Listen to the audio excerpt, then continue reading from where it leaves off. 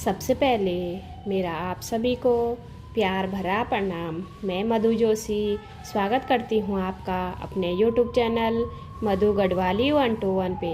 तो आज की वीडियो में मैं आपको कार्तिक मास महात्म्य का 24वां अध्याय सुनाऊंगी। आप भी मेरे साथ कार्तिक मास महात्म्य का 24वां अध्याय ध्यानपूर्वक और पूरा ज़रूर सुनिएगा। अगर आप मेरे चैनल पे नए हो तो चैनल को लाइक और सब्सक्राइब जरूर कीजिएगा। 24वां अध्याय। लिखवाओ से निज दया से सुंदर भाव बताकर कार्तिक मास 24वां अध्याय सुनो सुधाकर।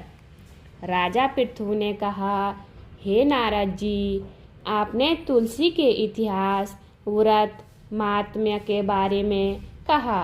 अब यह बताने की कृपा करें कि कार्तिक मास में क्या और भी देवताओं का पूजन होता है, यह भी मुझे समझाकर कहिए।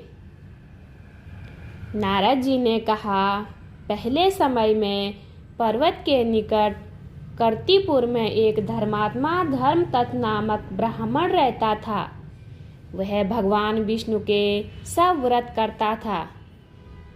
एक दिन कार्तिक में वह एक पहर रात शेष रहने पर जागरण के लिए भगवान विष्णु के मंदिर में हर प्रकार की सामग्री लेकर जा रहा था।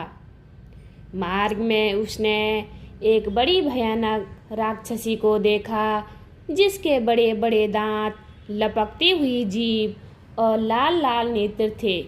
उसका शरीर नंगा और मांस रहित था।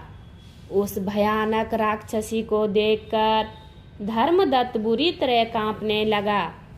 अन्य कुछ उपाय न देखकर उसने पूजा वाली थाली और जल का लोटा उसके ऊपर फेंक दिया, क्योंकि उसने भगवत नाम का जप करते हुए वह सामग्री और जल का लोटा जिसमें तुलसी दल पड़ा था उसको मारा था, जिससे उसके जन्म जन्मांतर के पाप नष्ट हो गए और पूर्व जन्म याद आ गया। वह हाथ जोड़कर धर्मदत्त के चरणों में गिर पड़ी और बोली, हे विप्र, मैं पूर्व जन्म के कर्मों के फल से इस अवस्था को प्राप्त हुई थी। नारद जी ने कहा, हे राजन, उसे इस प्रकार प्रणाम करते देख अति विस्मित होकर धर्मदत्त ने पूछा, तेरी यह अवस्था किस कर्म के फल से हुई है?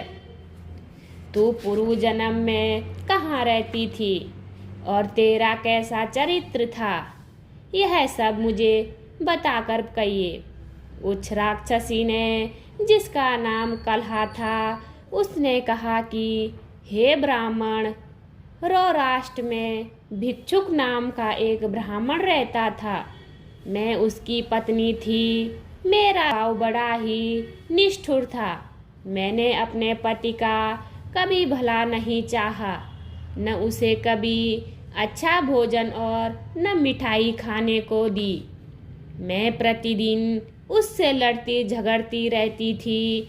मुझे इस प्रकार झगड़ालू देख तथा नित्य प्रति की कलह से तंग आकर मेरे पति ने दूसरा विवाह करने का निश्चय किया। यह सुनकर कि मेरा पति दूसरा विवाह कर रहा है, मैंने उससे ब्याह से पहले ही विष खाकर आत्महत्या कर ली। मेरी मृत्यु के बाद यमदूत आए और मुझे गदा से मारते हुए यम के पास ले गए। यमराज ने मुझे देखकर चित्रगुप्त से पूछा, हे चित्रगुप्त, इसने क्या कर्म किया है? जो भी कर्म इसने किए हैं उनका फल इसे भोगना होगा।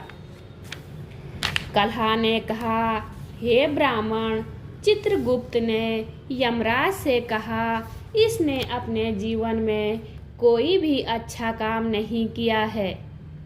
यह अपने पति को सदा खराब भोजन देकर आप अच्छा भोजन खाती रही है। इसलिए अब यह विष्ठा खाने वाली होगी।